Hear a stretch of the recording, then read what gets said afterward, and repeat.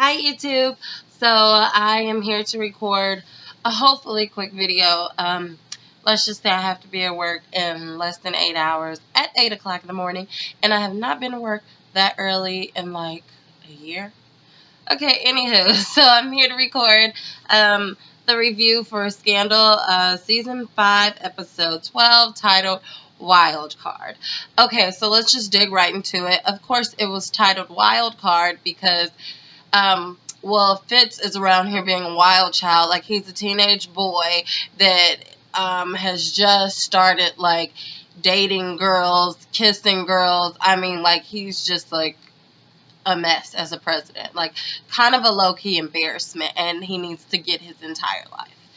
Anywho, so what he's doing is he's always meeting up with this little reporter lady, which I know that she has ulterior motives behind this, and he's always making out with her. I think at this point he's probably already sleeping with her at the beginning of the show.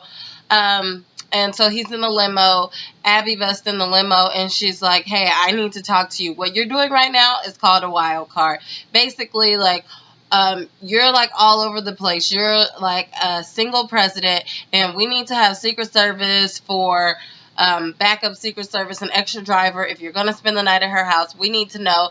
That will change the plans for the entire night. Then we'll have to have the cleanup team to come in behind you, erase all your fingerprints, get any hair follicles, anything. You need to always be protected, all of this stuff." And it's just a mess.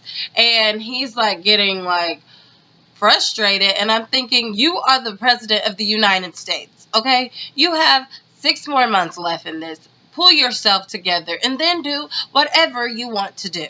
You are acting like a child. You are acting out on your emotions because really you're upset about Liv.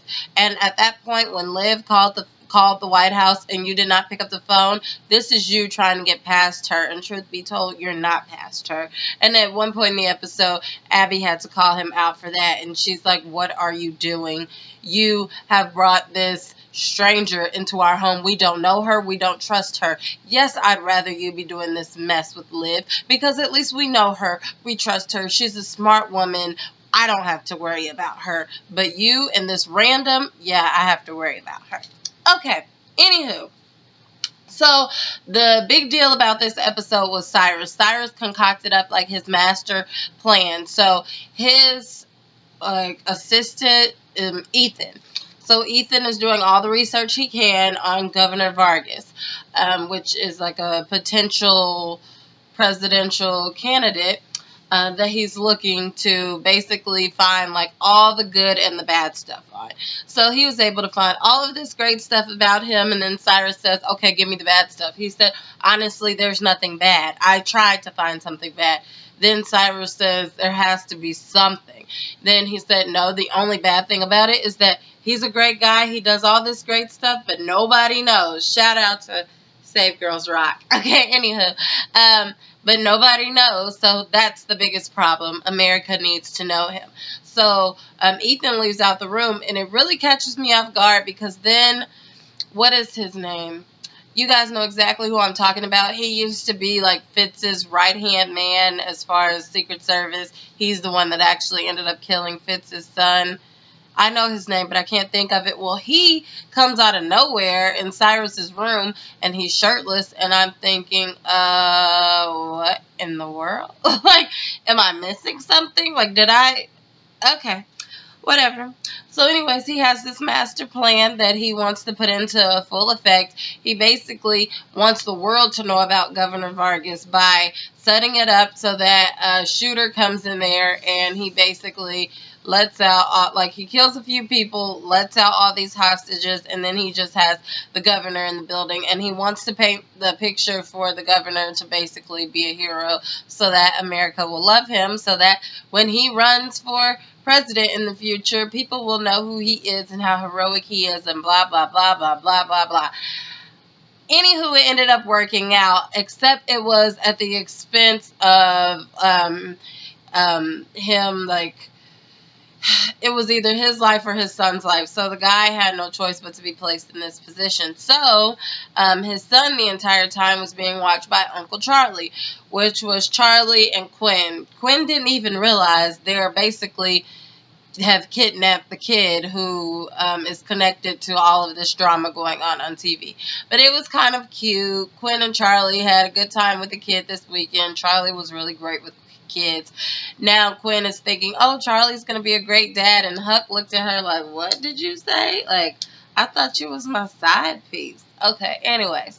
So, moving on from that, Elizabeth North. I always forget her name. I always call her Portia. I always call her Ellen's wife.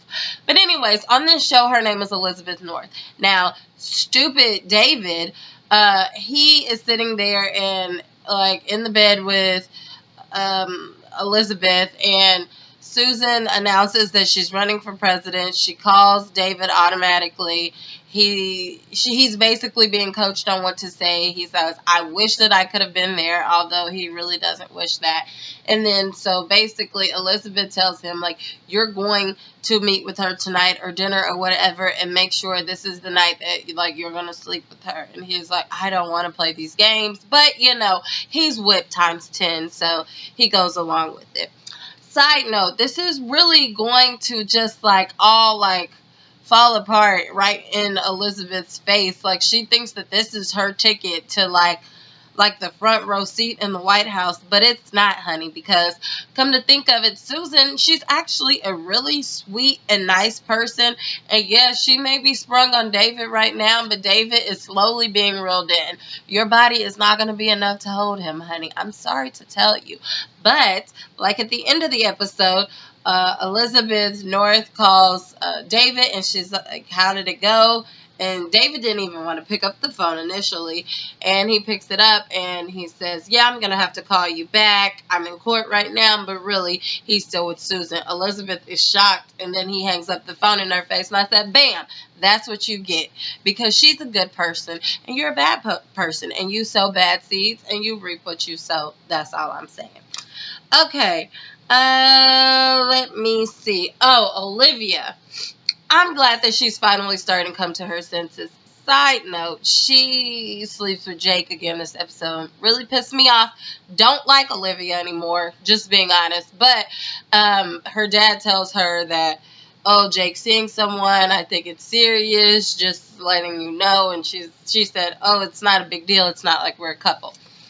But she's trying to figure out why would her dad tell her that. Well, maybe it's to try to break her away from Fitz, because maybe her dad has a plan. Huck put this bug in her ear because Huck said, why are you sleeping with the enemy, aka Jake, who is connected to your dad? He lives with your dad. Your dad used to be command. Like, he's not going to stop. Like, how many times does he have to fool you? But Olivia, she always wants to be in her dad's good graces and hope that there's, like, something, like, good within him and that she's finally lived up to his standards. That's why when he kind of, like, gives her a pat on the back and says, you're doing a great job and I'm so proud of you and blah, blah, blah, blah, blah, at the beginning of the episode, she's just soaking it all up. You're stupid, Olivia. You are not living your life. This is why you are not living for love and you're not with the president as it is, because you don't want to please yourself. You don't want to make yourself happy. You don't want to make those around you that you genuinely love happy. You want to make your father happy. And your father is the type of father to you as he is to Jake, as he is to Huck. He has control over you. He is command over you. Just like Huck pointed out in this episode, Olivia has been made. I've been saying that forever. Like, before I even started doing reviews, she has been made. I've been saying that Jake doesn't really love Olivia. He never really loved her, if you ask me. He has also been programmed and made. He was programmed to learn how to love her and to protect her and take care of her. And what has he been doing for seasons? That exact thing. When his mission, he thought his mission was over, he stopped. Now he has a new mission and he's working towards that while he's basically, like, keeping a close eye on Olivia to make sure that she doesn't mess up this mission. I mean, why did she not catch on to that? Anywho, Jake, whoever he's seeing, they have something to do with all of this that's going on. So at the end of the episode, Olivia calls Huck and Quinn into her office, and she says, hey, you need to do some research, find out everything you can about this woman that Jake is seeing. And then Quinn is like, are you serious? Are we really doing this? What about real work? But Huck knows that, okay, Olivia has finally come to her senses. This is the Olivia I'm talking about.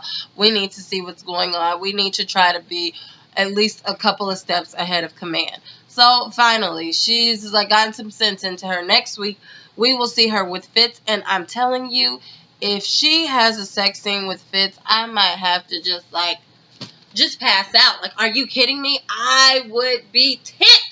Like, you cannot go back and forth, okay?